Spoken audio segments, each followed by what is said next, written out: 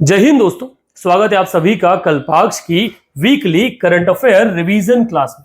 आज हम बात करने वाले 13 जुलाई से 19 जुलाई के उन इंपॉर्टेंट इवेंट्स के बारे में जो आपके आगामी एग्जाम्स जैसे UPSC, MPPSC, SSC, banking, railway या फिर और कॉम्पिटेटिव एग्जाम जहां महत्वपूर्ण रोल प्ले करने वाले हैं आपके सिलेक्शन। एमसीक्यू बेस्ड सीरीज में हम डेट वाइज जो महत्वपूर्ण इवेंट्स रहे उनसे बेस्ड एमसीक्यू को फॉर्म कर आपको न्यूज को एक्सप्लेन करने की कोशिश करेंगे। जो चैनल से पहली बार जुड़े हैं वो चैनल को सब्सक्राइब करना न भूलें और वीडियो को अंत तक देखें। कोई कंसर्न अगर आपका रहा हो इस चैनल वीडियो पर तो कमेंट बॉक्स में आपके ऑप्शंस जरूर लिखें, आपके कंसर्न्स को जरूर लिखें। चाहे आज के पहले महत्वपूर्ण इवेंट से या क्वेश्चन से which police station became the first in Kerala to receive ISO 9001:2015 certification for quality management standard? गुणवत्ता प्रबंधन मानकों के लिए ISO 9001:2015 प्रमाणन प्राप्त करने वाला केरल का पहला थाना और कौन सा बना है? एक थाना है जिसे ISO सर्टिफिकेट से किया गया है। अगर आपने न्यूज देखी है तो आप आंसर कमेंट में कीजिए। बेसिकली ये जो थाना है वो नाम है Arthunkal police station. The C is the correct option for particular question. देश का पहला ऐसा पुलिस स्टेशन जो बना है जिसे क्या किया गया है, ISO 9001:2015 से सर्टिफाई किया गया है। ये केरला की अलापुजा नाम की जो डिस्ट्रिक्ट है वहां से बिलोंग करता है। अर्थानकुल पुलिस स्टेशन जो मानक तय किए हैं उनके द्वारा आता है। बेसिकली ISO सर्टिफिकेट जारी करने का काम जो है ये BIS नाम की एक संस्था करती है जिसका पूरा नाम है ब्यूरो ऑफ इंडियन स्टैंडर्ड, भारतीय मानक ब्यूरो। इसका मुख्यालय न्यू दिल्ली में मानक भवन में स्थित है। यहां से सवाल बनने की संभावना है, BIS से भी क्वेश्चन बनने की क्योंकि पहले भी ऐसे सवाल पूछे जा चुके। अच्छा, इसकी स्थापना 1987 में हुई जहां एक कानून लाया गया जिसका नाम था BIS act, the bureau of Indian standard act 1986, जिसने इससे पहले से चल रही इंडियन स्टैंडर्ड इंस्टीट्यूशन ISI जो था उसे रिप्लेस कर दिया गया। सोना चांदी की गुणवत्ता से लेकर ये जो अलग अलग पैमाने आपने गुणवत्ता के नाम पर दे रखे वो सभी इशू किए जाते हैं किसके द्वारा, BIS द्वारा। चलिए अगले क्वेश्चन को डिस्कस करते हैं। Which bridge in Mumbai was recently renamed as Sindoor Bridge and inaugurated in July 2015? Mumbai में किस पुल का नाम हाल ही में सुंदर ब्रिज रखा गया, सिंदूर ब्रिज जो जुलाई 2025 में इसका उद्घाटन हुआ है? JJ flyover, Elphinstone bridge, Carnac bridge और बाइकुला ब्रिज या बाइकुला ब्रिज। बेसिकली एक ब्रिटिशर्स के जमाने का ब्रिज जिसे रिकंस्ट्रक्ट किया गया कर्नेक ब्रिज के नाम से जाना जाता था, इसे वर्तमान में नया नाम दिया गया है सिंदूर या सिंदूर ब्रिज। ऑपरेशन सिंदूर के सक्सेसफुल या उसी चीज को लेगेसी को आगे बढ़ाने के लिए इस ब्रिज को रीनेम किया गया है।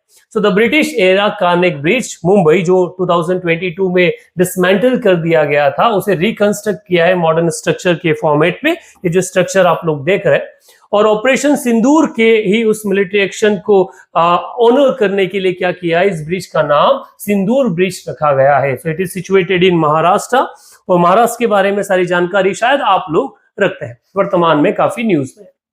चलिए अगले क्वेश्चन की तरफ बढ़ते हैं और वो है what is the primary objective of the recently launched BSE insurance index?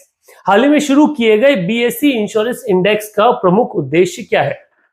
Bombay stock exchange के जो स्टॉक मार्केट है उस पर ये नया इंडेक्स जो है वो स्टार्ट किया गया है। इसका मतलब क्या पैमाना है? To regulate insurance premium rates, to track the performance of listed insurance company, to provide insurance service to stock exchange, to monitor reinsurance activities. तो इसका मेन मुद्दा सिर्फ यह है कि to track the performance of listed insurance company, सूचीबद्ध बीमा कंपनियों के प्रदर्शन को ट्रैक करना ही इसका ऑब्जेक्टिव है। तो B is the correct option.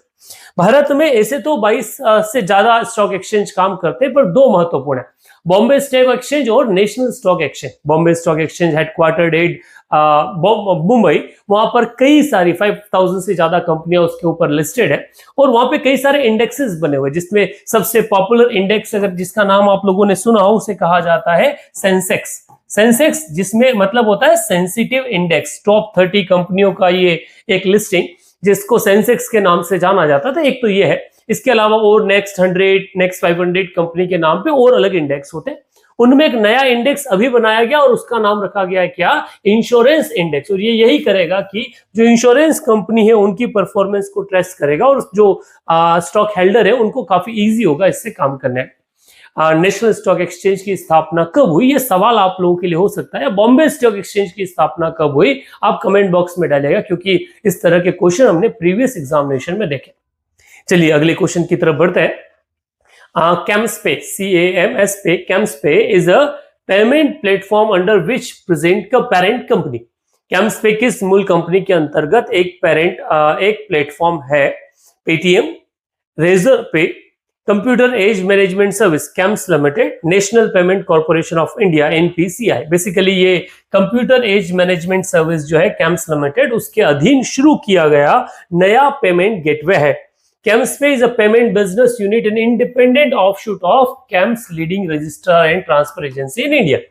CAMSPay digital payment platform है जिसे कंप्यूटर एज मैनेजमेंट सर्विस द्वारा लॉन्च किया गया है और ये एक फुल स्टैक पेमेंट आर्म है। जिस तरह से फोन पे बाकी चीज आपकी काम करती है एज अ पेमेंट गेटवे, जो एक जगह से दूसरी जगह पर पेमेंट को रिसीवर और सेंडर के बीच में मीडिएटर का काम करती है, वैसे ही मीडिएटर का काम कौन करेगा? CAMSPay करेगा। सो एक और ऐप आपके लिए आ गई है, आप चाहे तो इसे इंस्टॉल कर सकते हैं।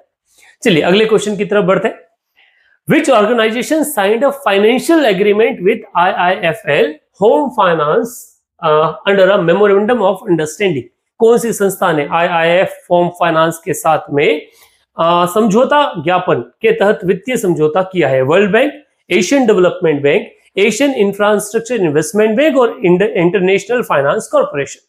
तो अभी वर्तमान में IIFL के साथ में ग्रीन हाउसिंग को बढ़ावा देने के लिए Asian infrastructure investment bank AIIB ने एक MOU साइन किया है और इसके तहत इसका कहना है कि वो $100 मिलियन जो है वो क्या करेगी, IIFL को प्रोवाइड करेगी और ये सिर्फ ग्रीन जो हाउसिंग है, अफोर्डेबल हाउसिंग, उसको बढ़ाने के लिए। वहीं से न्यूज में क्योंकि IIB आता है तो इसको थोड़ा सा एक्सप्लेन कर देते हैं। इसका पूरा नाम एशियन इंफ्रास्ट्रक्चर इन्वेस्टमेंट बैंक है, जो एशिया का सबसे बड़ा एक फाइनेंसिंग आर्म है, जो लगभग 81% पॉपुलेशन और 65% GDP वाले देशों का क्या है, एक संगठन है। 2016 में इसका फाइनली ऑफिशियल स्टैब्लिशमेंट हुआ, जिसका हेडक्वार्टर कहां पर है? बीजिंग, चाइना में है। तो इस तरह से इसके जो G20 कंट्रीज, AIIB कंट्रीज इसके क्या है, मेंबर है। इंडिया इसके फाउंडिंग मेंबर के रूप में किया जाता है, जाना जाता है और टोटल 109 कंट्रीज इसके सदस्य है। इस तरह का एक क्वेश्चन हमने पहले भी देखा था, तब भी मैंने आपको इस बारे में एक्सप्लेन किया था, शायद आपको इस बारे में आइडिया हो।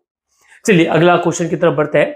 Nvidia became the first public company to briefly reach what market valuation milestone in 2025? जुलाई 2025 में Nvidia पहली सार्वजनिक कंपनी बनी जिसने बाजार पूंजीकरण की किस सीमा को अचीव किया है? So it became a company with 4 trillion mark USD। Bharat की अर्थव्यवस्था से बड़ी एक कंपनी की अर्थव्यवस्था है और उस कंपनी का नाम है Nvidia। Nvidia जो बेसिकली AI और ग्राफिक प्रोसेसिंग GPUs पर काम करती है, चिप्स बनाती है, सिस्टम ऑन चिप्स, ये दोनों के लिए काम करती है। स्थापना इसकी 1993 में की गई थी और ये वर्तमान में सबसे बड़ा प्लेयर गेमिंग, AI और डाटा सेंटर मार्केट में बना हुआ है। इसका हेडक्वार्टर जो है वो कैलिफोर्निया के सेंट क्लारा में सिचुएटेड है। Nvidia के साथ भारत का भी अब एक ट्रेड डील चल रहा है, जिस कारण से भी लास्ट टाइम ये न्यूज में था। Nvidia चेयरपर्सन जो है वो इंडिया विजिट किए थे, तो ये दोनों चीजों के कारण तब भी न्यूज में रहा था, अब भी न्यूज में है। इस तरह से सवाल बनने की संभावनाएं थोड़ी ज्यादा है। चलिए आगे बढ़ते हैं अगले क्वेश्चन की तरफ। The next question, Priya Nair became the first woman CEO and MD of which of the major Indian FMCG company from August 1, 2025? 1 अगस्त 2025 से प्रिया नायर किस प्रमुख भारतीय FMCG कंपनी की पहली महिला CEO और MD बनने वाली हैं? ITC, Dabur, Tata consumer products और हिंदुस्तान यूनिलीवर लिमिटेड। सो हिंदुस्तान यूनिलीवर लिमिटेड जो है वहां का एज अ CEO और MD के रूप में प्रिया नायर को क्या किया गया है, अपॉइंट किया है। सो द प्रिया नायर जिनको CEO बनाया है HUL का, और ये 92 इयर्स की जो कंपनी की हिस्ट्री उसमें पहली बार कोई महिला चेयरमैन बनने वाली है। एक स्ट्रॉन्ग बिजनेस लेडी के रूप में प्रिया नायर को जाना जाता है 1995 से HUL के साथ में, और HUL के कई सारे सेगमेंट को क्या किया है, लीड किया है। HUL के बारे में बात की जाए तो HUL हिंदुस्तान यूनिवर लिमिटेड जो है वो fast moving consumer good FMCG की एक सबसे बड़ी कंपनी इंडिया में है जो 90 साल से काम कर रही है। एक यूके बेस्ड एक कंपनी यूनिलीवर की एक इंडिपेंडेंट सब्सिडरी है हिंदुस्तान यूनिलीवर, जो भारत में अलग अलग ब्रांड्स में काम करती है। जो भी ब्रांड्स आप लोगों ने पॉपुलर सुने वो सारे के सारे ब्रांड्स आपके घरों तक इसकी पहुंच है। फिर आपका एक्स हो गया, CIF हुआ, कंफर्ट हुआ, कर्नेटो, लक्स, मैगम, क्लियर, एक्सोना, ठीक है, आपके डव, लाइफ बॉय, ब्रीच, ये सारे जितने साबुन, वेसलिन से जो भी आपके रेगुलर प्रोडक्ट्स हैं वो सब के सब कौन से ब्रांड से हैं? हिंदुस्तान यूनिलीवर से है। चलिए, ICT भी एक बड़ी आपकी fast moving consumer good company के रूप में उसे भी FMCG के नाम से क्या किया जाता है, पहचाना जाता है। चलिए अगले क्वेश्चन की तरफ बढ़ते हैं। Which Indian state recently declared Ganesh उत्सव as official सार्वजनिक फेस्टिवल अंडर गवर्नमेंट रिकॉग्निशन? हाल ही में किस भारतीय राज्य ने गणेश उत्सव को सरकारी मान्यता प्राप्त सार्वजनिक उत्सव घोषित किया है? कर्नाटका, तमिलनाडु, महाराष्ट्र और गुजरात। बेसिकली महाराष्ट्र की पहचान बन चुके गणेश उत्सव को महाराष्ट्र ने ही सार्वजनिक उत्सव के रूप में डिक्लेयर किया है, तो C is the correct option for question number 8। So, Maharashtra government officially declared Ganesh उत्सव एज सार्वजनिक उत्सव।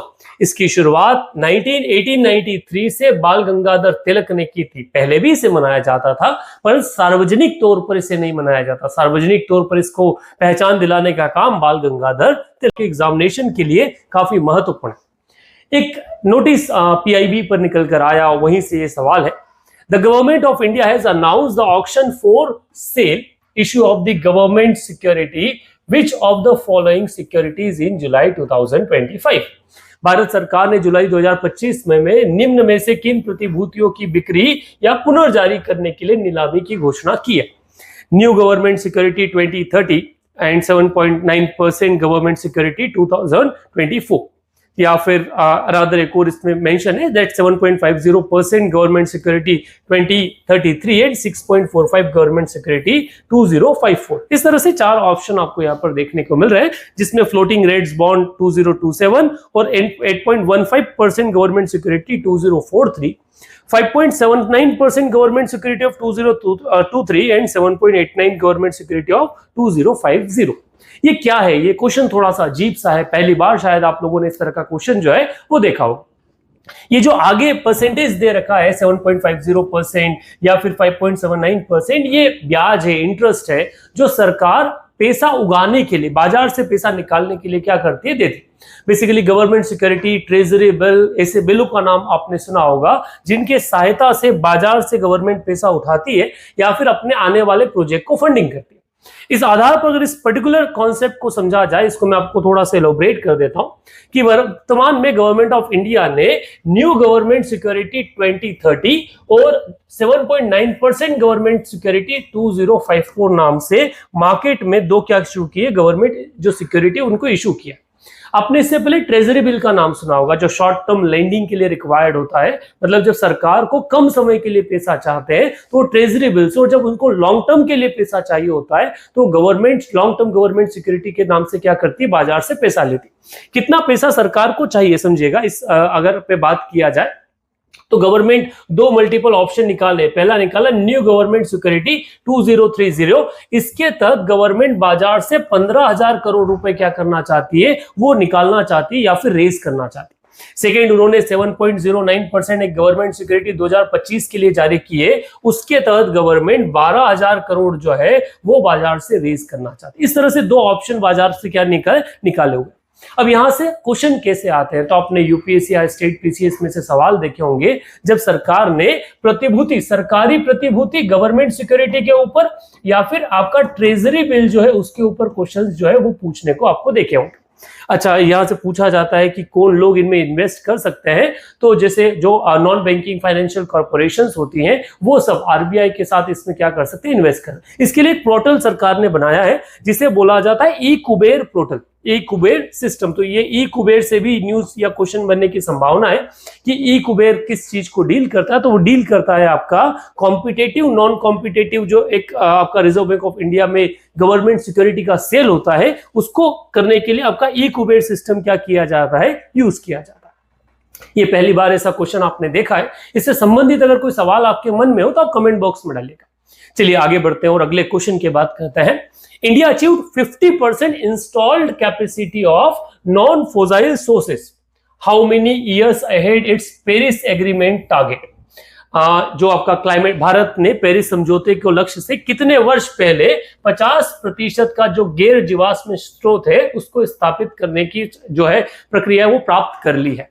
तो अगर बात की जाए तो आपने पेरिस एग्रीमेंट के बारे में सुना होगा, जो क्लाइमेट चेंज को लेकर, जिसमें सभी देशों ने मिलकर ये डिसाइड किया था कि 2030 से पहले सारे मेंबर नेशन या जो सिग्नेटरीज हैं वो क्या करेंगे, अपनी टोटल इलेक्ट्रिसिटी या पावर कंजप्शन की जो डिमांड है उसमें से 50% non fossil renewable energy source से क्या करेंगे, ग्रांट करने की कोशिश करेंगे। भारत ने एक रिकॉर्ड इसमें बनाया है और सारे डेवलप्ड नेशन से आगे 5 साल पहले ही, मींस 2030 से पहले 2025 में ही 50% का जो टारगेट है वो अचीव कर लिया। तो इस पर्टिकुलर क्वेश्चन के लिए जो करेक्ट आंसर है वो क्या है आपका बी।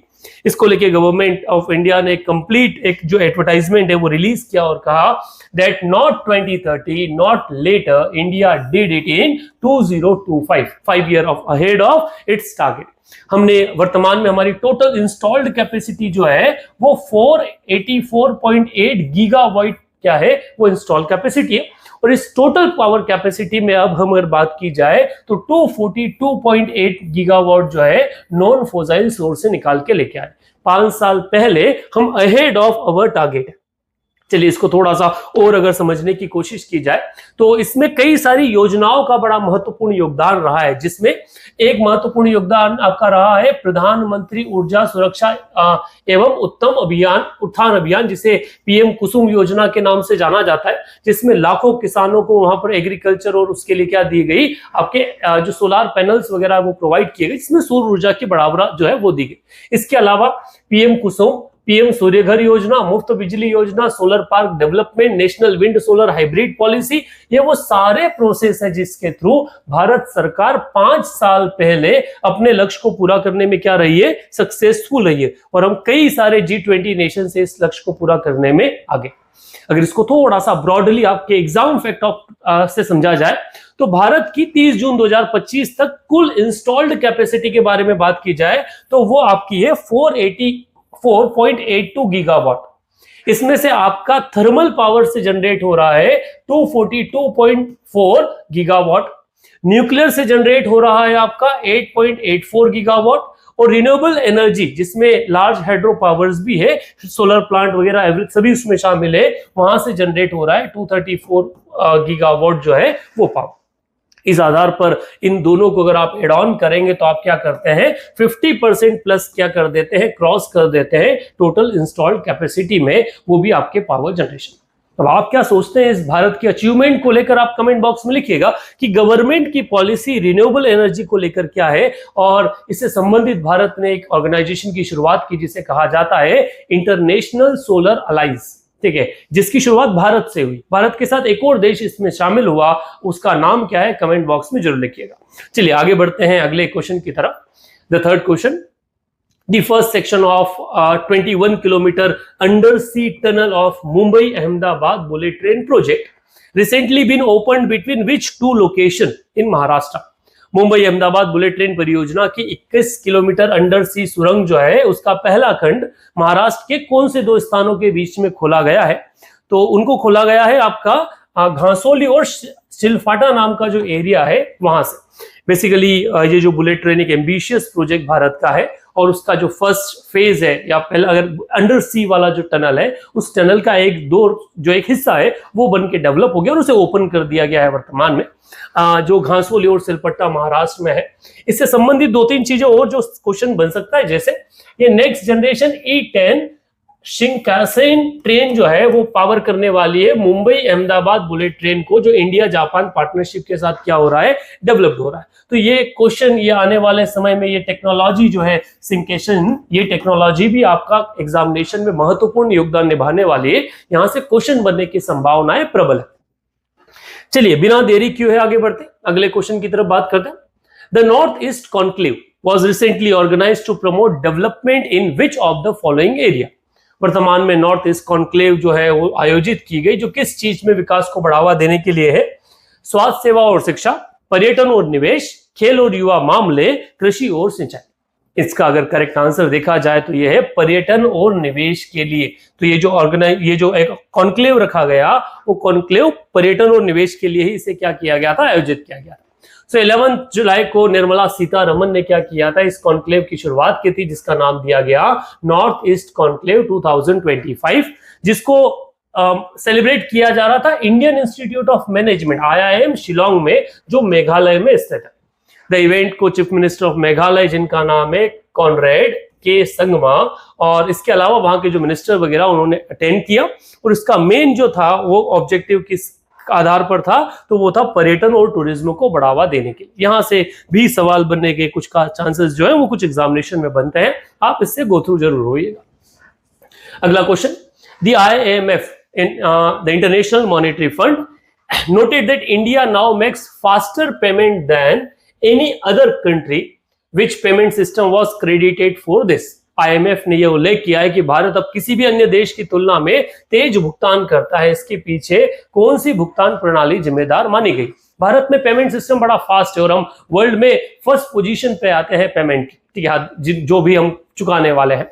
तो चलिए, कौन सा पेमेंट सिस्टम हमारा है? NEFT, IMPS, RTGS और UPI। कहां किस पेमेंट सिस्टम को इसके लिए क्रेडिट किया जाता है? तो बेसिकली जब से UPI आया है भारत में, पेमेंट का जो दौर है वो काफी फास्ट हो चुका, और इंडिया एक 800 बिलियन के आसपास हम क्या कर चुके हैं, रेगुलर ट्रांजेक्शन्स कर रहे हैं आपके UPI के थ्रू। तो इसका करेक्ट आंसर है UPI। पर आपके लिए यहां से एक सवाल बनता है, क्योंकि वर्तमान में UPSC ने भी इस पैटर्न पर एक सवाल पूछा था कि NEFT का फुल फॉर्म क्या है और ये किस तरह के पेमेंट के लिए यूज किया जाता है, IMPS का फुल फॉर्म क्या है, ये किस तरह के पेमेंट के लिए यूज किया जाता है, RTGS का फुल फॉर्म क्या है, ये किस तरह के पेमेंट के लिए यूज किया जाता है, और UPI जो है उसका फुल फॉर्म क्या है। आप कमेंट बॉक्स में इस चीज को लेके जरूर लिखिए। सबसे पहले मैं आपको बता दूं कि जो IMF ने एक रिपोर्ट रिलीज की, जिस रिलीज में कहा कि growing retail digital payment the value of incorporability जो है, उसमें भारत फर्स्ट पोजीशन पे, और जिसमें सबसे बड़ा रोल प्ले कर रहा है पेमेंट यूनिफाइड पेमेंट इंटरफेस, जिसे हम UPI कहते हैं। ये लार्जेस्ट सिस्टम, और भारत लगातार अगर ईयर बार देखा जाए तो हमने क्या कर रहे हैं, हर 13 मिलियन का जो पेमेंट है वो हमने मई अकेले में किसके थ्रू किया है, UPI के थ्रू किया है। हम 18 बिलियन ट्रांजैक्शंस पर मंथ कर रहे हैं। ये भारत का एक रिकॉर्ड है। इतना पेमेंट किसी डेवलप्ड नेशन में नहीं होता, उन देशों में भी नहीं जो भारत को मॉक कर रहे थे डिजिटल इंडिया मिशन को लेकर, डिजिटल टेक्नोलॉजी को लेकर। तो ये एक करारा तमाचा आप लोगों ने मारा है उन डेवलप्ड नेशन के माथे पर। चलिए आगे बढ़ते हैं अगले क्वेश्चन की तरफ। India recently signed a long-term agreement with which country for the supply of DAP fertilizer? DAP Bharat के लिए एग्रीकल्चर में काफी महत्वपूर्ण योगदान प्ले करता है। सो भारत ने हाल ही में DAP उर्वरक आपूर्ति के लिए किस देश के साथ में दीर्घकालीन समझौता किया है? रूस, मोरक्को, सऊदी अरेबिया और USA, संयुक्त राष्ट्र अमेरिका। तो DAP सप्लाई के लिए भारत ने 5 साल का एक एग्रीमेंट किया है किसके साथ में? सऊदी अरब के लिए, कि 5 साल भारत को सऊदी अरब से क्या होगा, DAP का सप्लाई जो है वो मिलने वाला है। सो रिसेंटली जो मिनिस्टर, हमारे यूनियन मिनिस्टर JP नड्डा है, जो minister of health affair and welfare से बिलोंग करते हैं, साथ में ministry of chemical and fertiliser को भी संभाल रहे हैं, वो कहां गए थे? वो गए थे आपके सऊदी अरेबिया। वहां जाकर उन्होंने दमन और रियाद वाले जो शहर है उनको विजिट किया, वहां की केमिकल फर्टिलाइजर जो यूनिट है उनको भी विजिट किया, और साथ में उन्होंने एक एग्रीमेंट है वो साइन किया। उस एग्रीमेंट में कौन कौन लोग शामिल है? तो सऊदी अरेबिया का मैदेन जो है वो साथ ही में शामिल है इंडियन पोटास लिमिटेड, कृषक भारती कोऑपरेटिव लिमिटेड क्रिप्को, और दूसरा है कोरोमंडल इंटरनेशनल लिमिटेड CIL। और इन सब ने मिलकर 5 इयर्स तक के लिए डाई अमोनियम फॉस्फेट, जिसे कहा जाता है DAP के नाम से जाना जाता है, उसके लिए क्या किया है, एक एग्रीमेंट वो साइन किया।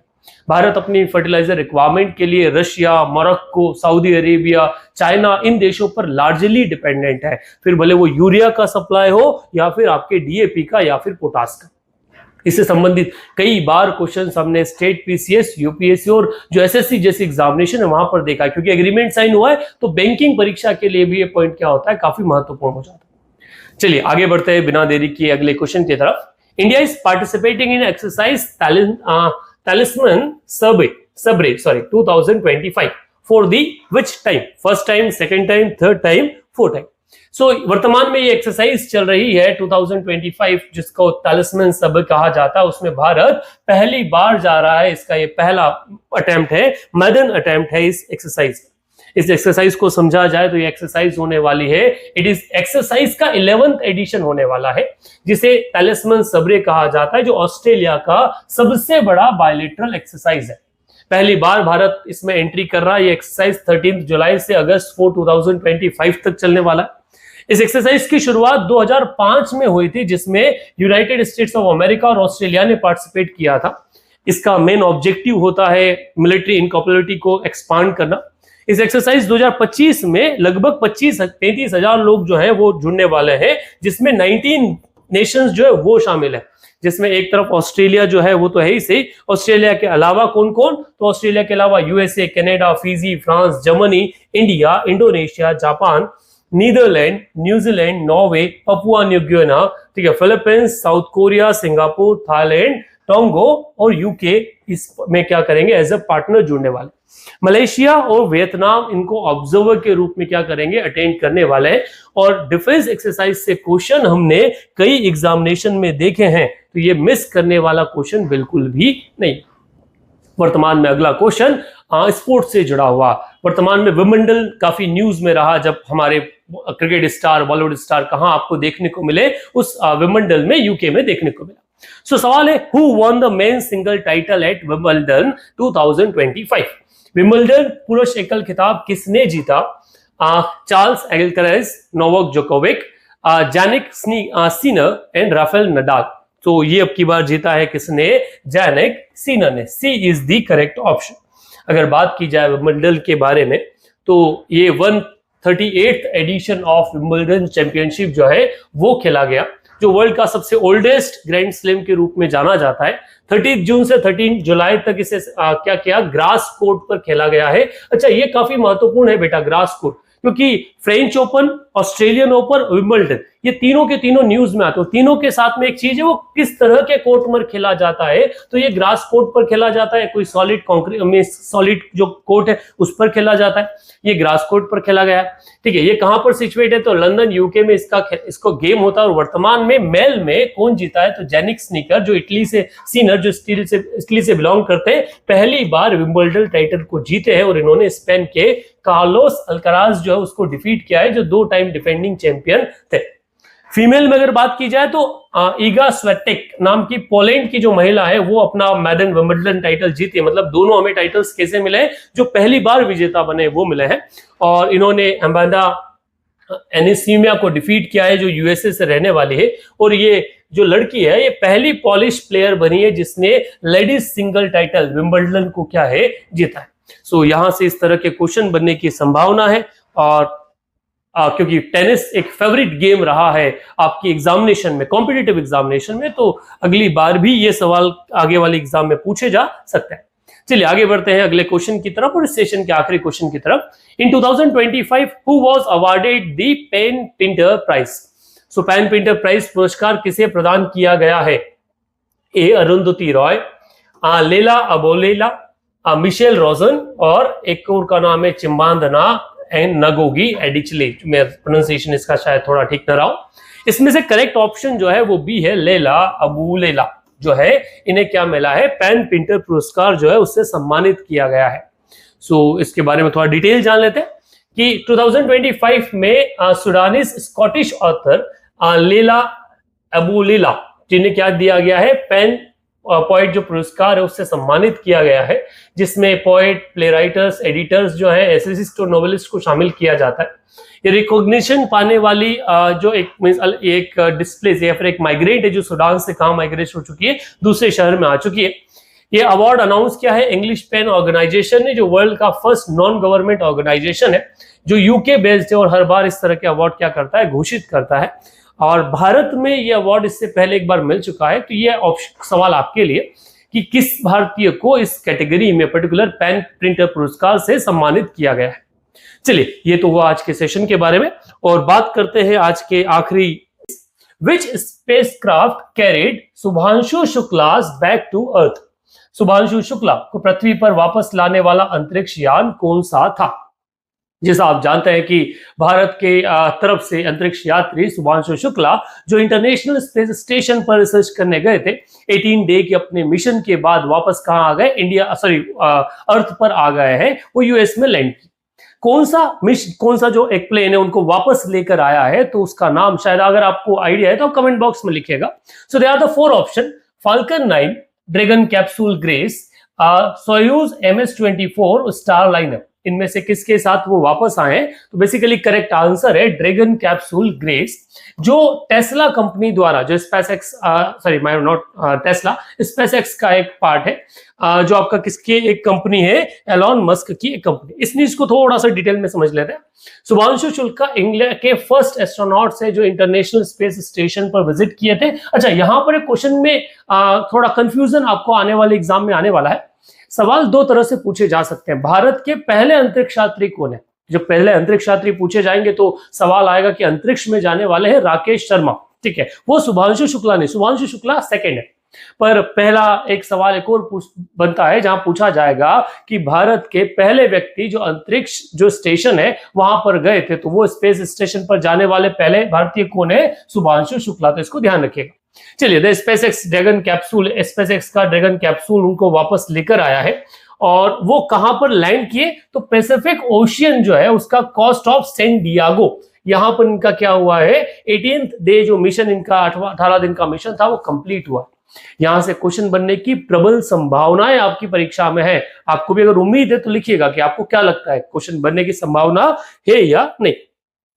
चलिए आगे बढ़ते हैं अगले क्वेश्चन की तरफ। अगला क्वेश्चन आपका कहता है, when was Kalinga Ratna award establish? Kalinga Ratna पुरस्कार की स्थापना कब हुई थी? स्टैटिक जीके से एक सवाल है, परंतु अभी न्यूज में है। भारत के petroleum education minister Dharmendra Pradhan को राष्ट्रपति ने कलिंग अवार्ड से सम्मानित किया, और उस कारण से ये जो न्यूज में आया, इस अवार्ड की स्थापना की गई थी ईयर 2007 में।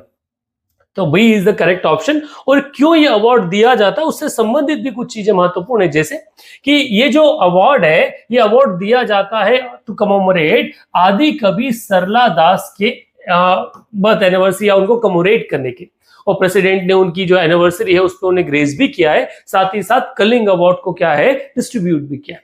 अब आदि कवि सरला दास, आप में से शायद ही कुछ लोगों ने इनका नाम सुना होगा, पर ये काफी बड़े पॉपुलर एक इंडिविजुअल है, उड़ीसा से बिलोंग करते हैं। अच्छा, कलिंग अवार्ड के बारे में एक और बात बता दो, वो जो आदि कवि सरला दास फाउंडेशन द्वारा यह अवार्ड जो है जारी किया जाता है, और ये सिर्फ उड़ीसा के लोगों को मिलता है जिन्होंने बड़ा नाम किया है पब्लिक लाइफ में, उन लोगों को। चलिए आदि कवि के बारे में बात कर लेते हैं। तो आदि कवि सरला दास जो थे वो बेसिकली 15th सेंचुरी में रहे हैं, ठीक है, जो मेघा शुक्ल सप्तमी पे उनका डेथ हो गया। बर्थ प्लेस के बारे में कहा जाता है कि वो कनकवटी पटाना नाम का एक गांव था जिसे कनकपुरा के नाम से बाद में जाना गया, जो मॉडर्न जगत सिंहपुर नाम की जो डिस्ट्रिक्ट है उड़ीसा में, वहां से बिलोंग करते हैं। इन्होंने 3 एपिक्स लिखे हैं, एक है महाभारत, दूसरा है वेलवर्क रामायण, और तीसरा है चंडी पुराण। और इन तीनों के लिए क्या है, काफी पॉपुलर है, और यहाँ से सवाल भी कई परीक्षाओं में देखने को मिले, जो परीक्षा मेनली यूपी बिहार साइड से जो होती है, उड़ीसा साइड से, वहां पे सिविल सर्विस में भी यहाँ से क्वेश्चन बनने की संभावनाएं बनती है, क्योंकि लिटरेचर एक बड़ा पोर्शन है जहां से सवाल आते हैं, तो आपको लिटरेचर से सवाल शायद मिल जाएंगे।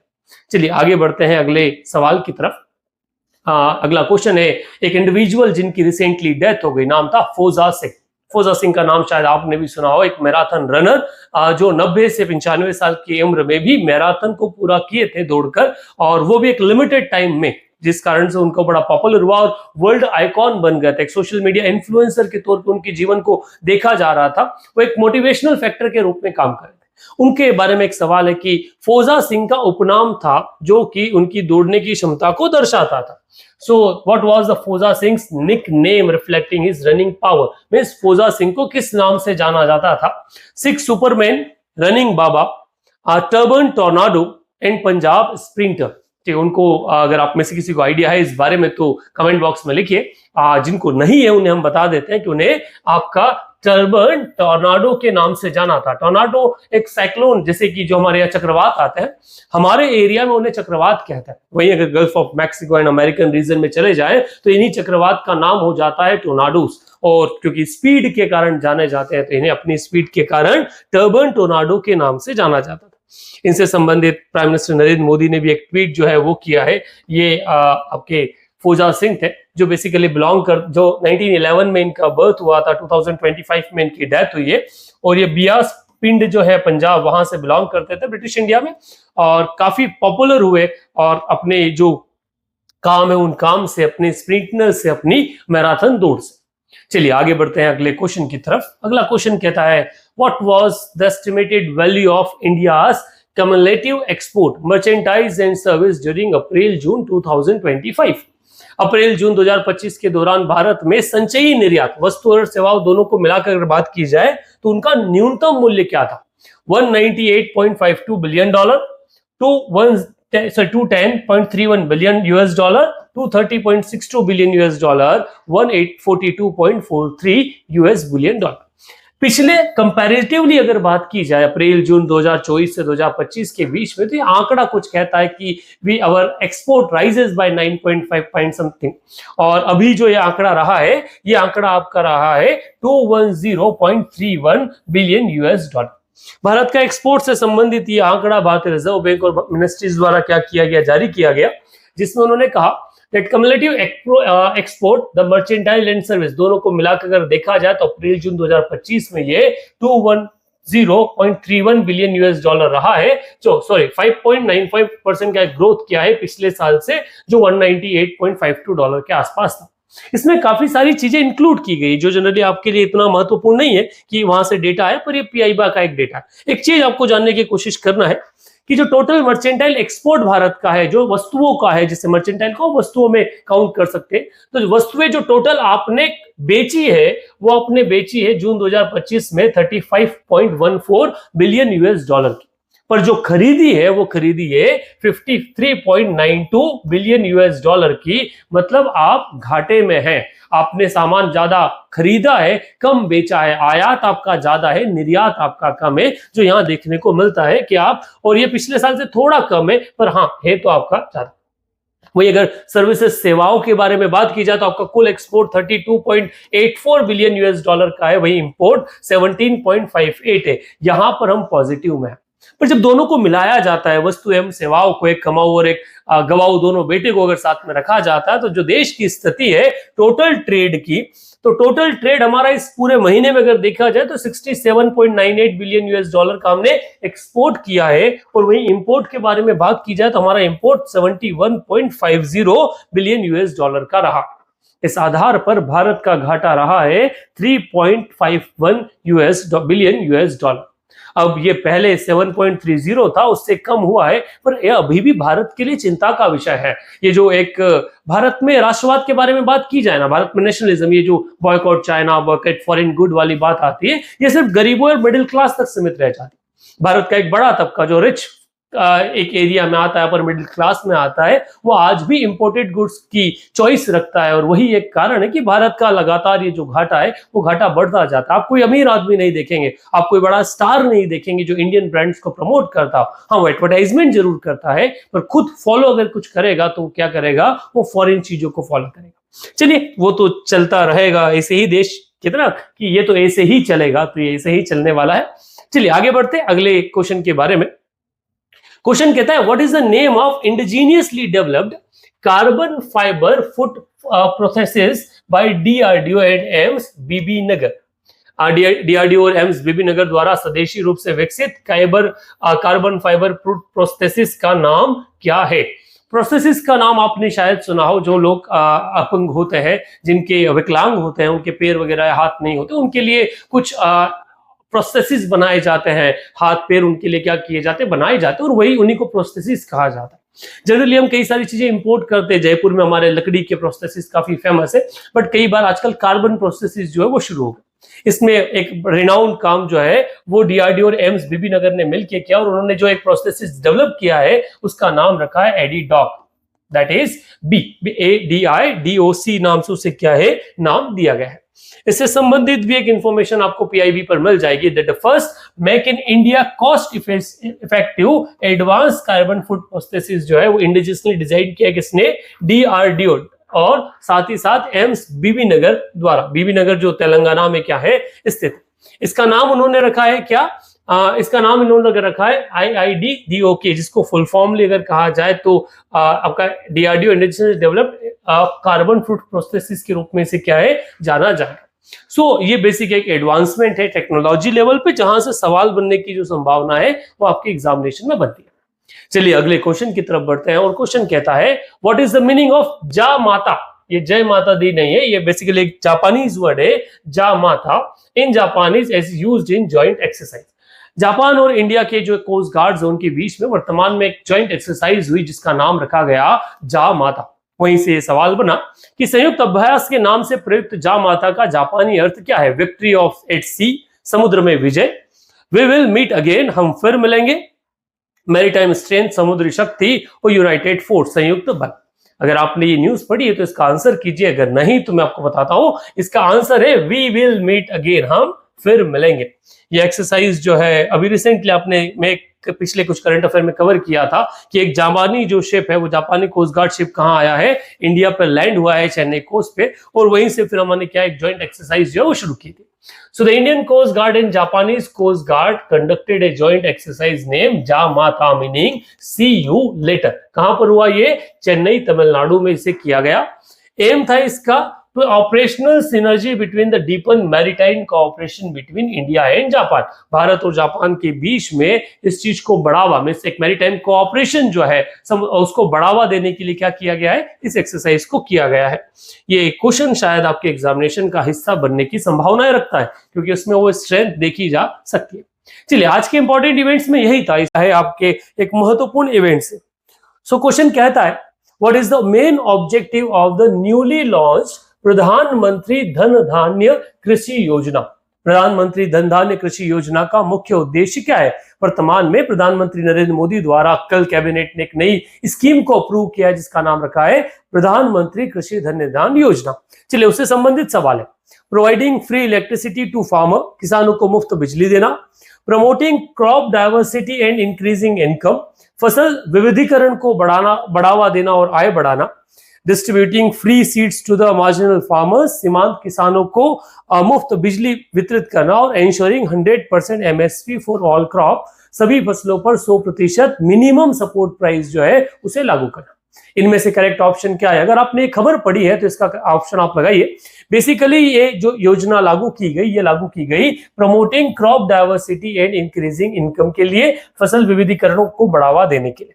इससे संबंधित एक नोटिफिकेशन भारत के PIB पर लॉन्च किया गया जिसमें कहा गया कि प्रधानमंत्री नरेंद्र मोदी और जो कैबिनेट है उस कैबिनेट ने एक नया प्लान अप्रूव किया है, नई स्कीम अप्रूव की है जिसका नाम है प्रधानमंत्री धन धान्य कृषि योजना।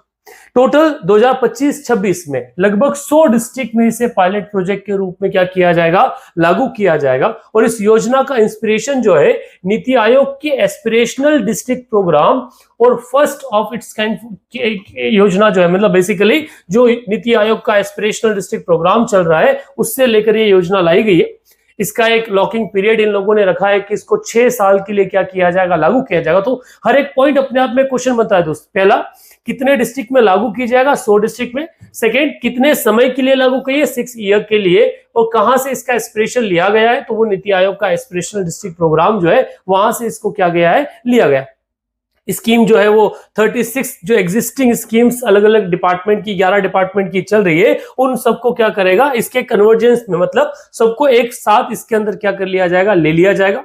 और इन 100 डिस्ट्रिक्ट को ऐसे आइडेंटिफाई किया जाएगा जहां पर प्रोडक्टिविटी जो है वो लो है, क्रॉपिंग इंटेंसिटी लो है और लेस क्रेडिट डिस्ट्रीब्यूशन है। मतलब जहां पर उत्पादन क्षमता कम है, जहां पर जो क्रॉप इंटेंसिटी मतलब फसल कम होती है और जहां पर आपका उत्पादन के साथ साथ वहां पर क्रेडिट भी, लोन वगैरह भी कम दिया है, उन्हीं जिलों को इसमें क्या किया जाएगा, शामिल किया जाएगा।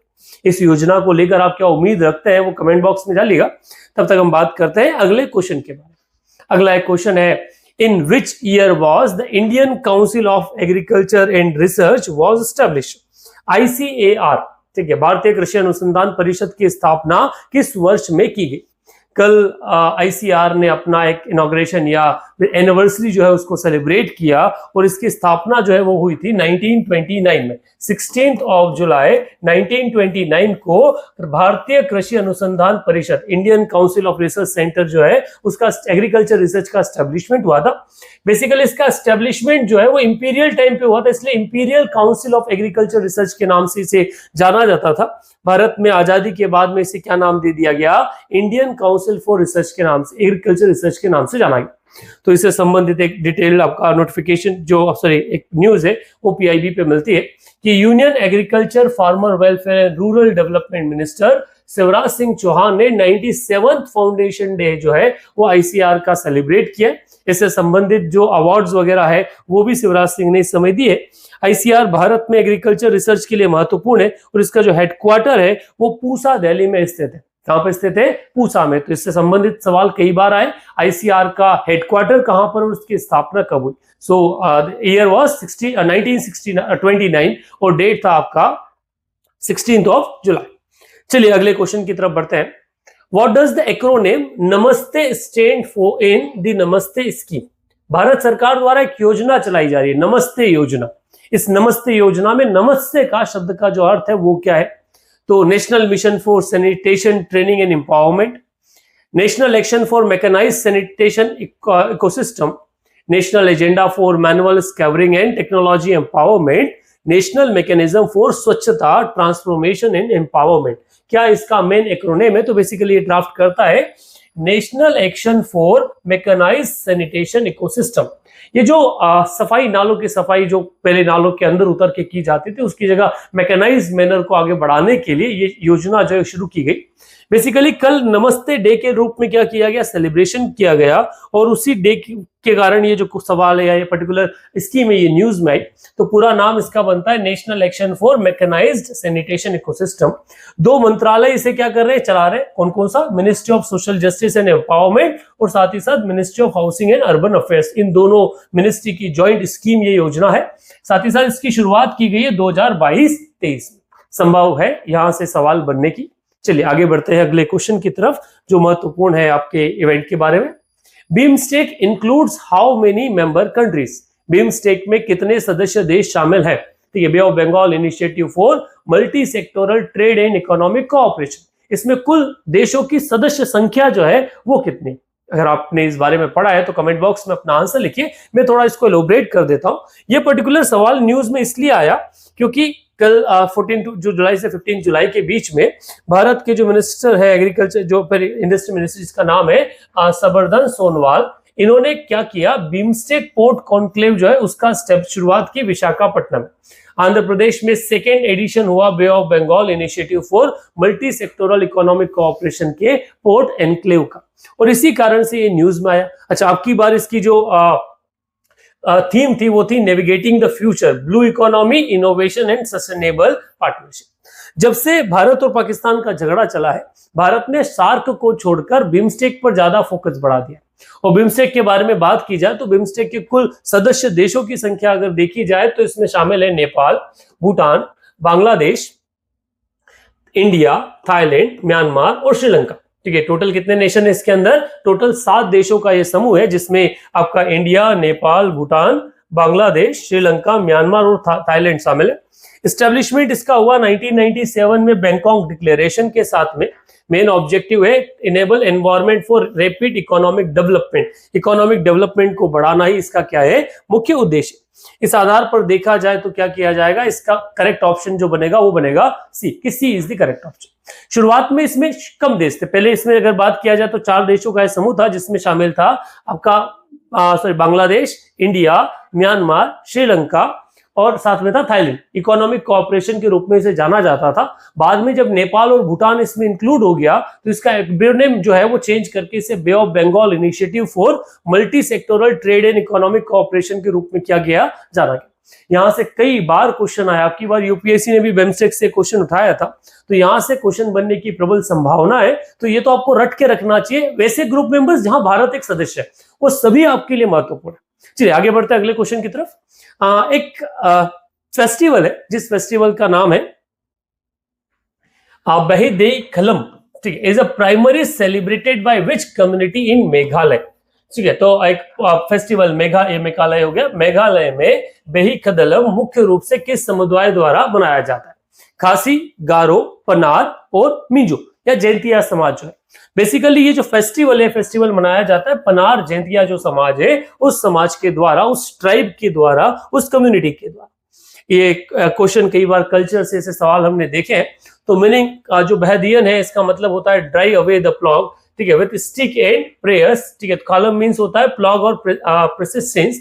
तो उस आधार पर इसे क्या किया गया, इस जो एरिया ये जो फेस्टिवल है ये सेलिब्रेट किया जाता है। मानसून के स्टार्ट से लेके मानसून हार्वेस्टिंग तक कई सारे ऐसे फेस्टिवल है जो लोकल है, कम्युनिटी वाइज आपको देखने को मिल जाएंगे। ये भारत के अलग अलग हिस्सों में इन्हें सेलिब्रेट किया जाता है। तो यहाँ से भी सवाल बनने की एक संभावना हमेशा रहती है। तो हर स्टेट के अपने कुछ फेस्टिवल बड़े पॉपुलर है, तो वहां से आपको एक बार गो थ्रू जरूर होना चाहिए कि कौन से स्टेट में कौन से पॉपुलर फेस्टिवल्स जो वो सेलिब्रेट किए जाते हैं। चलिए अगले क्वेश्चन की तरफ बढ़ते हैं। Machilipatnam historically served as the major port on the delta of which river. Machilipatnam ऐतिहासिक रूप से किस नदी के डेल्टा पर स्थित एक प्रमुख बंदरगाह है? बेसिकली हिस्ट्री से एक सवाल है, परंतु वर्तमान में मछलीपट्टनम में कई सारे पोर्ट डेवलपमेंट हो रहा है। अभी क्या हो रहा है, बीच में यहाँ से कोई पोर्ट नहीं बन रहा था, यहाँ से डेवलपमेंट हट चुका था, परंतु इसे रीडेवलप करने का काम किया जा रहा है। इस कारण से ये पर्टिकुलर क्वेश्चन जो है न्यूज में आया है। तो ये मछलीपट्टनम जो है वो कृष्णा रिवर जो है उसके किनारे पर क्या है स्थित है, उसके डेल्टा पर स्थित है। और वर्तमान में ये न्यूज में होने के पीछे इसका जो कारण है, यहाँ पे हो रहा रीडेवलपमेंट है। और इसका एस्टेब्लिशमेंट जो वो सतवाना किंग्स के समय हुआ था लगभग 3rd सेंचुरी बीसी के आसपास, और तब से ये फेमस सिटी के रूप में क्या है डेवलप्ड है। इसी के किनारे बाद में मछलीपट्टनम नाम से एक शहर जो है बसाया गया, जो एक मुसलिन जो है, जो एक वेविंग के कॉटन होता है ना, वैसे मुसलिन नाम से कपड़ा आता है, उसके लिए फेमस था। इसलिए इसे मछलीपट्टनम के नाम से भी क्या किया गया, जाना गया। चलिए आखिरी आज का इस सेशन के लास्ट क्वेश्चन की तरफ बात करें। What is principle does magnetic levitation maglev technology primarily rely on. Maglev चुंबकीय उत्तोलन तकनीक मुख्य रूप से किस सिद्धांत पर आधारित है? Gravitational repulsion, electromagnetic induction, magnetic repulsion and attraction, चुंबकीय प्रतिकर्षण और आकर्षण, और frictional resistance. Basically technology news में आई क्योंकि चाइना ने रिसेंटली बुलेट ट्रेन वाला जो कॉन्सेप्ट उसमें चलता है उसमें एक नया टेक्नोलॉजी को टेस्ट किया है और उसका नाम है मैग्लेव टेक्नोलॉजी। मतलब अब वो जेट से भी ज्यादा स्पीड से क्या करने वाले, ट्रेन को भगाने वाले हैं। तो वहीं से निकली ये क्वेश्चन है, और इसका मतलब होता है मैग्नेटिक रिपल्शन अट्रैक्शन टेक्नोलॉजी पर क्या है, प्रिंसिपल पर बेस्ड ये पूरी की पूरी मैग्लेव टेक्नोलॉजी है, ये जो बेस्ड है। इसको अगर थोड़ा समझा जाए तो वहीं चाइना ने इसको वर्तमान में सक्सेसफुली टेस्ट किया है, इसलिए ये न्यूज में आई है। और ये इस टेक्नोलॉजी का सबसे पहले कंसेप्चुलाइजेशन जो है 1900 के आसपास अमेरिकन प्रोफेसर और इन्वेंटर रॉबर्ट गॉबार्ड जो है उन्होंने, और फ्रेंच ब्रेन अमेरिकन एक इंजीनियर जिसका नाम था एमिली बैचेट, इन दोनों ने किया था। और उसके बाद से इसके ऊपर काम करने की कोशिश जो है वो की जा रही है। ऐसे ये टेक्नोलॉजी कमर्शियल यूज में सिंस 1984, पर इसको ट्रेन वाली टेक्नोलॉजी पर लाने में पहली बार चाइना ने इसे क्या किया है, टेस्ट फायर किया है। वो कर सकते हैं। चलिए आज के पहले क्वेश्चन की तरफ बढ़ते हैं जो निकल कर आया है स्वच्छता सर्वेक्षण से। कल भारत सरकार द्वारा स्वच्छता सर्वेक्षण के अवार्ड जो है वो घोषित किए गए, और उसी से सवाल है। क्वेश्चन कहता है Which organization conduct the स्वच्छता सर्वेक्षण 2025? नॉट ओनली 25, सारे स्वच्छता सर्वेक्षण जो है वो किसके द्वारा कंडक्ट करवाए गए? ए ऑप्शन है नीति आयोग, सेकेंड जल शक्ति मंत्रालय ministry of Jal Shakti, third C ministry of housing and urban affairs, ठीक है, और आवास और शहरी कार्य मंत्रालय, and the D central pollution control board केंद्रीय प्रदूषण नियंत्रण बोर्ड। इनमें से करेक्ट ऑप्शन क्या है? अगर आपने ये खबर पढ़ रखी है तो ऑप्शन आपका कमेंट बॉक्स में डालिए। जनरली बच्चे इसमें क्वेश्चन गलत कर आते हैं, और जब ये सवाल पूछा जाता है तो एक बड़ा तबका जो है वो ए ऑप्शन को करेक्ट करता है, नीति आयोग को ये बताते हैं, क्योंकि मैक्सिमम वर्तमान के जो इंडेक्सेस या सर्वेक्षण निकाले जा रहे हैं उनको नीति आयोग कंडक्ट करवा रहा है। परंतु इस ऑप्शन का जो करेक्ट ऑप्शन है वो है ministry of housing and urban affairs, आवास और शहरी कार्य मंत्रालय, जिसे महुआ के नाम से जानते हैं। अगर इसको थोड़ा सा देखा जाए तो इसको लेकर पीआईबी ने अपने ऑफिशियल वेबसाइट पे एक नोटिफिकेशन जारी किया है, the president of India present Swachhata Survekshan award, जिसमें इन्होंने साफ मेंशन किया है organised by the ministry of housing and urban affairs in New Delhi, ठीक है, जो housing ministry of urban and housing है उसके द्वारा ये अवार्ड क्या है दिए गए। अब की बार कुछ नए टॉपर हम लोगों को इस कैटेगरी मिले और कई अलग अलग कैटेगरी जो है वो भी जनरेट की गई, जिस आधार पे समझ ले। पहला जो एक अवार्ड दिया गया वो दिया गया स्वच्छता सर्वेक्षण लीग सिटीज के रूप में, जिसमें मोर देन 10 लाख में अगर बात की जाए तो टॉप पर इंदौर है, सेकंड पे सूरत, थर्ड पे नवी मुंबई और फोर्थ पे विजयवाड़ा। ये एक अलग कैटेगरी है, सुपर लीग के नाम पे, सुपर स्वच्छ सिटी लीग के नाम से इसे क्या किया गया है, डिफाइन किया गया। वो सिटीज जो 3 लाख से 10 लाख वाली कैटेगरी में आती है, उनमें नोएडा, चंडीगढ़, मैसूर, उज्जैन, गांधीनगर और गुंटूर, ये वो एरिया है जो आपके क्या है टॉप 5 सिटीज या टॉप 6 सिटीज में नाम बनाते हैं, जिसमें उज्जैन जो है वो 4th पोजीशन पर आया है। एक कैटेगरी जिसमें 50,000 से 3 लाख की बनाई गई, जिसमें न्यू दिल्ली म्युनिसिपल कॉर्पोरेशन को फर्स्ट पे, तिरुपति को सेकंड पे, अंबिकापुर को थर्ड पे और लोनावला को 4th कैटेगरी में रखा। 20,000 से 50,000 में विता, ससवाद और दियोली, परवा और दुर्गापुर, ये अलग कैटेगरी बनेगी। और लेस देन 20,000 में पंचगानी, पाटन, पंचाला और इस तरह से बुधनी के साथ में क्या दिया गया, अवार्ड जो है वो अवार्ड प्रेजेंट किए। वहीं पर कुछ इन्होंने स्पेसिफिक कैटेगरीज बनाई है जिसमें स्वच्छ शहर के आधार पर देखा जाए। अच्छा, आपकी बार इंदौर को मोर देन 10 लाख में सुपर स्वच्छ लीग में शामिल किया गया है, स्वच्छ शहर में शामिल नहीं किया गया। स्वच्छ शहर के बारे में बात की जाए तो फर्स्ट रैंक देखने को मिली है अहमदाबाद, सेकेंड भोपाल और थर्ड लखनऊ को। अगर बात की जाए 3 to 10 लाख में सबसे स्वच्छ शहर कौन सा है, तो पहला है आपका मीरा भाईंदर, दूसरा बिलासपुर और थर्ड है जमशेदपुर। 50 लाख से 3 लाख में टॉप में आया है देवास, देन करहड़ और फिर करनाल। 20,000 से 50,000 में पणजी, अस्का और कुम्हारी, और लेस देन 20,000 में बिल्हा, चिकली एंड द शागनगढ़, ये वो सिटीज है जिनको 12th लीग में शामिल किया गया। तो अब की बार भारत का सबसे स्वच्छ शहर जो है वो इंदौर नहीं, वो है आपका अहमदाबाद, जो टॉप पोजीशन पर आया है, और भोपाल पिछली बार की तरह सेकंड पोजीशन को क्या किया है, सिक्योर किया। यहां से सवाल बनने की संभावना हमेशा रहती है और पूछे भी गए कि कौन इसे जारी करता है। अच्छा, स्वच्छ भारत मिशन की शुरुआत कब हुई, ये भी एक सवाल बनता है। ये आप कमेंट बॉक्स में लिखिएगा कि किस साल में स्वच्छ भारत मिशन की शुरुआत की गई। चलिए आगे बढ़ते हैं सेकंड क्वेश्चन की तरफ। सेकंड क्वेश्चन कहता है that DGFT recently showcased which digital initiative that India International Garment Fair IIGF and Toy Biz International Expo to empower India's exporter with global market access tool। सवाल है कि भारत के निर्यातकों को वैश्विक बाजार तक पहुंच के उपकरण प्रदान करने के लिए DGFT ने हाल ही में इंडिया इंटरनेशनल गारमेंट फेयर और टॉय बिज इंटरनेशनल एक्सपो में किस डिजिटल पहल का प्रदर्शन किया है। भारत ट्रेड पोर्टल, ई संचित, ट्रेड कनेक्ट ई पोर्टल और एग्जाम मत्र, कौन सा ऐसा पोर्टल है जो भारत ने ट्रेड एक्सपांशन के लिए शुरू किया है? तो बेसिकली इसका करेक्ट आंसर है ट्रेड कनेक्ट ई पोर्टल, जिसकी शुरुआत आपके भारत सरकार द्वारा की गई, जिसमें महत्वपूर्ण ऑर्गेनाइजेशन काम करती है, directorate general of foreign trade, जिसे GDFT के नाम से जानते हैं। ट्रेड कनेक्ट का जो प्लेटफॉर्म है, ट्रेड कनेक्ट का जो प्लेटफॉर्म है, एक ई प्लेटफॉर्म है जो इंडिया को international garment fair toy biz expo में प्रेजेंट किया गया, जो real time global trade global market access जो है वो प्रोवाइड करेगा। ऐसे सवाल इकोनॉमिक्स में के दायरे से पूछे जाते हैं और बैंकिंग और एसएससी बैंकिंग एग्जामिनेशन में फेवरेट है, सेकंड पोजीशन पे एसएससी में इस तरह के सवाल जो है वो देखने को मिलता है। चलिए अगले क्वेश्चन के बारे में बात करते हैं। Recently, India successfully conducted a test firing of which 2 nuclear-capable ballistic missile as part of user training trial? हाल ही में भारत के उपयोगकर्ता प्रशिक्षण परिणामों के तहत किन 2 परमाणु परीक्षण बैलिस्टिक मिसाइलों का सफल परीक्षण किया गया? अग्नि 2, अग्नि 5, पृथ्वी 2 एंड अग्नि फर्स्ट, अग्नि 3 एंड अग्नि 4, K-15, K-4, किन 2 बैलिस्टिक मिसाइल को निकाला गया? अब आपके पास कई सारे ऑप्शंस होते हैं, बैलिस्टिक मिसाइल क्या होता है, क्रूज मिसाइल क्या होता है, और वर्तमान में भारत ने कौन सी मिसाइल का प्रशिक्षण किया है, तो वो किया है पृथ्वी 2 एंड अग्नि फर्स्ट, दोनों बैलिस्टिक मिसाइल के रूप में क्या है जानी जाती है, और इन दोनों का वर्तमान में भारत सरकार द्वारा सफल प्रशिक्षण जो है वो किया है। इसको लेकर इन्होंने साफ कहा है that short range ballistic missile Prithvi 2 and Agni first were successfully trade fired from integrated test range in Chandipur, Orissa. ये एक सवाल पूछा गया है कि भारत का इंटीग्रेटेड टेस्ट रेंज जो है वो चांदीपुर, वो कौन से स्टेट में स्थित है? That is state in Orissa. ये जो काम किया गया है ये all operational and technical parameters को देखने के लिए किया गया और ये कंडक्ट किया गया है स्ट्रेटेजिक फोर्स कमांड के द्वारा। तो ये सवाल इंपॉर्टेंट, यहां से सवाल पूछे गए। मैंने एमपीपीएससी में से कई सवाल पूछे देखे हैं जहां पर उन्होंने पूछा है कि हाल ही में किस मिसाइल का सफल परीक्षण जो किया गया।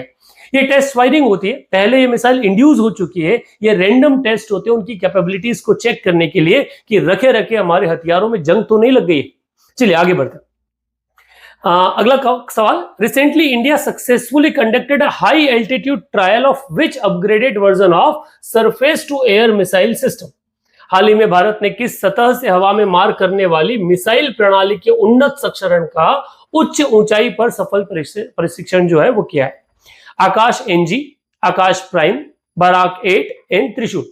आकाश मिसाइल या पृथ्वी मिसाइल जो है ये काफी न्यूज में रही जब आपका ऑपरेशन सिंदूर चल रहा था। अब की बार जो टेस्ट फायर किया गया है वो किया गया है आकाश प्राइम का, तो B is the correct option, जिसको लेकर एक ऑफिशियल स्टेटमेंट जो है वो पीआईबी पर जारी किया गया मिनिस्ट्री द्वारा और कहा गया that they successfully test fired Akash prime at high altitude on 16th of July 2025 achieve a significant milestone by successfully destroying two aerial high speed unmanned target at high altitude by Ladakh by Akash Prime। Bharat के साथ बड़ी समस्या है कि भारत का topography अलग अलग है, हमें सी एरिया पर भी बैटल लड़ना है तो हमारे पास रेगिस्तान भी अवेलेबल है, हमारे पास सब अर्बन एरियाज भी है जो आपका बंगाल वाले एरिया में मिल जाएगा, तो आपको हायर एल्टीट्यूड भी देखने को मिलता है जहां एक तो कोल्ड टेम्परेचर है और टेरेन इतना खराब है कि वह मूवमेंट इजी नहीं हो सकता। ऐसे एरिया में युद्ध लड़ना अपने आप में बड़ा टिपिकल होता है, तो इस कैपेबिलिटीज को लगातार चेक करना आवश्यक हो जाता है। तो वर्तमान में किसको चेक किया गया, तो आकाश प्राइम जो है उसे चेक किया गया है एज अ हायर एल्टीट्यूड। चलिए आगे बढ़ते हैं अगले क्वेश्चन की तरफ, और अगला क्वेश्चन है Which Indian state launched the country's first tribal genome sequencing project in July 25? जुलाई 2025 में भारत की पहली ट्राइबल जीनोम सीक्वेंसिंग परियोजना की शुरुआत किस राज्य में शुरू की गई? महाराष्ट्र, ओडिशा, गुजरात एंड झारखंड। तो जीनोम सीक्वेंसिंग का नाम आपने बायोटेक्नोलॉजी में पढ़ा होगा। जीनोम सीक्वेंसिंग इसलिए की जाती है डीएनए टेस्ट के साथ में कि कोई बीमारी है उनका इलाज अच्छे से हो जाए, पर्टिकुलर किसी एक जीनोम सीक्वेंसिंग में। तो ये बायोटेक्नोलॉजी का एक टॉपिक और काफी महत्वपूर्ण है सिविल सर्विस एग्जामिनेशन को लेकर। तो ये शुरुआत की गई गुजरात द्वारा, तो सी जो है वो करेक्ट ऑप्शन बनता है इस क्वेश्चन के लिए। Gujarat became the first state in India to launch dedicated tribal genome sequencing project under creation of reference genome database for tribal population in Gujarat initiative। ये दोनों पॉइंट न्यूज में है, ट्राइबल पॉपुलेशन की जीनोम सीक्वेंसिंग और इस project को लेकर। ये वो सवाल हैं जो आज के या कल से लेकर आज तक, कल वीडियो बनाने से लेकर आज तक उन महत्वपूर्ण इवेंट्स हैं जहां से एग्जामिनेशन में सवाल बनने की संभावनाएं हैं। इनमें से कुछ क्वेश्चन स्टैटिक के दायरे में आ जाते हैं क्योंकि वो करंट ट्रेंड में है। चलिए लास्ट फेज की तरफ बढ़ते हैं, बात करते हैं आज के क्वेश्चन ऑफ द डे के बारे में कि कौन सा क्वेश्चन आपसे पूछा जा रहा है। अच्छा, उससे पहले एक और क्वेश्चन है, उसको हम डिस्कस कर लेते हैं।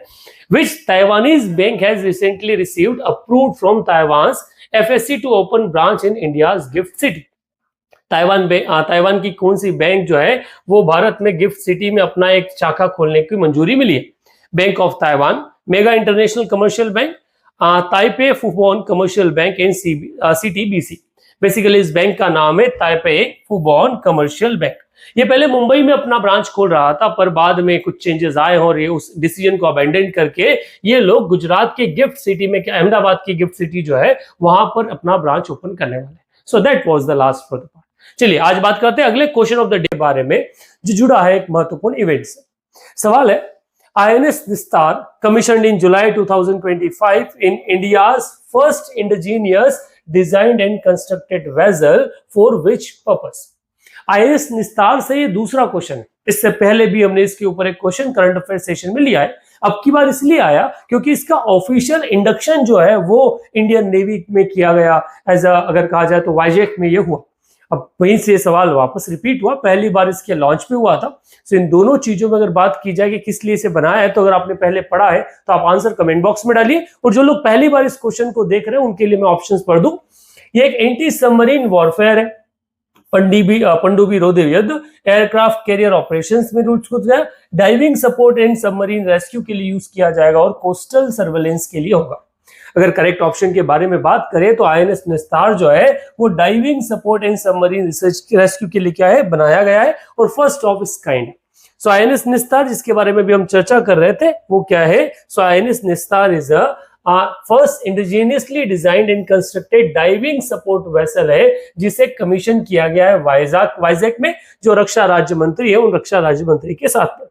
सो इससे संबंधित सवाल बनने की संभावनाएं लगती है एग्जामिनेशन में, ये दूसरी बार या ये रिपीटेडली क्या आ रहा है आपका न्यूज में। चलिए बिना देरी किए आगे बढ़ते हैं अगले क्वेश्चन की तरफ।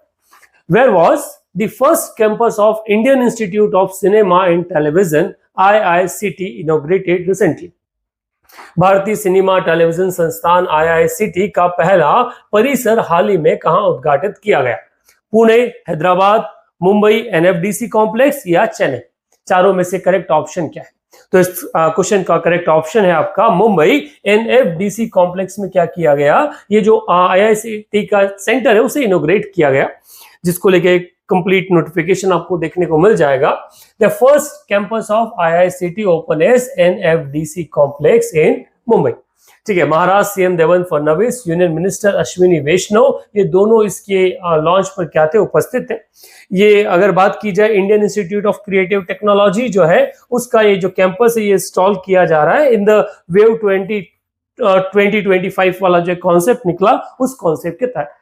किसी प्लेस के हेडक्वार्टर उसके स्थापना को लेकर क्वेश्चंस हमने अलग अलग एग्जामिनेशन में देखे, तो इसी आधार पर हम ये कह सकते हैं कि यहां से भी एक क्वेश्चन बनने की संभावनाएं एग्जामिनेशन में है। चलिए आगे बढ़ते हैं अगले क्वेश्चन की तरफ। आगे बढ़ने से पहले मैं एक बार आपको रिमाइंड कर दूं कि कल्पाक्ष किस तरह से इन चीजों को कवर करता है। तो हमारा मेन सोर्स जो है वो है PIB, press information bureau, second आपका Indian Express and third the Hindu. Unique sources पर बेस्ड हम आपको क्वेश्चंस देते हैं जो क्वेश्चन आपके एग्जामिनेशन में आते हैं, और अगर आप प्रीवियस ईयर के क्वेश्चंस पे जाएंगे जो करंट अफेयर से पूछे गए वो कहीं ना कहीं इसी सेगमेंट पर बेस्ड है। बहुत ज्यादा आपको लेंदी करंट अफेयर के पीछे जाने की रिक्वायरमेंट नहीं है क्योंकि क्वेश्चंस स्टैटिक से ही आते हैं। करंट अफेयर से आपका एक ट्रेड कनेक्शन जो है वो अवेलेबल करवाते हैं, एक लिंक अवेलेबल करवाते हैं स्टैटिक को एग्जाम में आने के लिए, उसके इंपॉर्टेंस को बढ़ाने के लिए। चलिए क्वेश्चन नंबर 3 की तरफ चलते हैं। Which organization developed NSCSIT 2.0 framework? NSCSIT 2.0 framework किस संगठन ने विकसित किया है? तो भारत में जो सिविल सर्वेंट्स होते हैं उनकी ट्रेनिंग के स्टैंडर्ड को लेकर ये एक फ्रेमवर्क जो है उसे शुरू किया गया, इसे लॉन्च किया गया और इसे डेवलप किया गया है कैपेसिटी बिल्डिंग कमीशन द्वारा, क्षमता निर्माण आयोग द्वारा। शायद आपने पहली बार कैपेसिटी बिल्डिंग कमीशन के बारे में सुना होगा। सो इसको लेकर एक नोटिफिकेशन जो आया, कहा जाता है union minister doctor Jitendra Singh launches NSCSTI 2.0 framework for what? For new era in civil service training standard. Mission Karmayogi जो है is now a global model for civil service reform के आधार पर हम चल रहे हैं और उसी बेसिस पे क्या किया गया है, इसे शुरू किया गया है। समझना जितेंद्र सिंह कौन है? तो वो union minister of state independent charge of science and technology से। ठीक है, इन्होंने क्या किया? तो इन्होंने एक नया सिस्टम जो डेवलप किया जिसका अगर जिसे देखा जाए तो उसे कहा जाता है national standard for civil service training institute, जो इसका फुल फॉर्म आता है 2.0। और इन्हीं को ट्रेनिंग करने के लिए प्लेटफॉर्म जो है वो काम में आएगा। सिविल सर्विस की ट्रेनिंग जिससे लबासना से स्टार्ट होती है, फिर अलग अलग ब्रांचेस वाले लोग अलग अलग स्ट्रीम में चले जाते हैं, तो उन्हीं के लिए एक फ्रेमवर्क की शुरुआत जो है वो की गई है। चलिए आगे बढ़ते हैं अगले क्वेश्चन की तरफ। And the next question is where is Lungphun Ropui located? Lungphun Ropui कहां स्थित है? वर्तमान में न्यूज में रहा है क्योंकि एक ये हिस्टोरिकल साइट है और जिससे संबंधित उसे अ साइट ऑफ नेशनल इंपॉर्टेंस का डिक्लेयर किया गया है। आप में से कभी किसी ने इस साइट के बारे में सुना है तो कमेंट बॉक्स में लिखिएगा, वरना में समझाइए। बेसिकली ये जो साइट है ये मिजोरम, जो ईस्टर्न मिजोरम है उसके चांफाई जिला जो डिस्ट्रिक्ट उसके लियानपुई गांव में स्थित है। सो करेक्ट ऑप्शन है लियानपुई गांव, चांफाई जिला, पूर्व मिजोरम। ठीक है, the Champhai district and the eastern Mizoram. क्यों और कहां से ये न्यूज में ही समझेगा। जुलाई 2025 में archaeological survey of India, Bharat का जो आपका आर्कियोलॉजिकल सर्वे ASI है, उसने जो किसके अधीन काम करता है, यहां से एक और क्वेश्चन बनता है क्योंकि इसके ऊपर अभी यूपीएससी में क्वेश्चन पूछा गया था डिपार्टमेंट और उसके ऑर्गेनाइजेशन की, पेरेंट ऑर्गेनाइजेशन की कॉन्टेक्स्ट में। सो ASI काम करता है मिनिस्ट्री ऑफ कल्चर MOC के अंदर। उसने लंगफून रोपोई नाम का जो गांव Linapuli village south east Champhai district of Mizoram में स्थित है, उसे मॉन्यूमेंट ऑफ नेशनल इंपॉर्टेंस क्या है डिक्लेयर किया है। किस कानून के तहत? So ancient monuments and archaeological site and remains act 1958 के। ये लेम्पोई को सेकेंड मेहरीन साइट के रूप में डिक्लेयर करेगा मिजोरम में, जो वहां के टूरिज्म को बढ़ाने के लिए क्या करेगा, मेंटेन करेगा। ये जो विलेज है इसको नाम किया गया इसके फाउंडर लुसेई चीफ के नाम से, जिसे लेनन पुलिया नाम से क्या है जाना जाता है, जिन्होंने इस गांव की शुरुआत 18th सेंचुरी में की थी।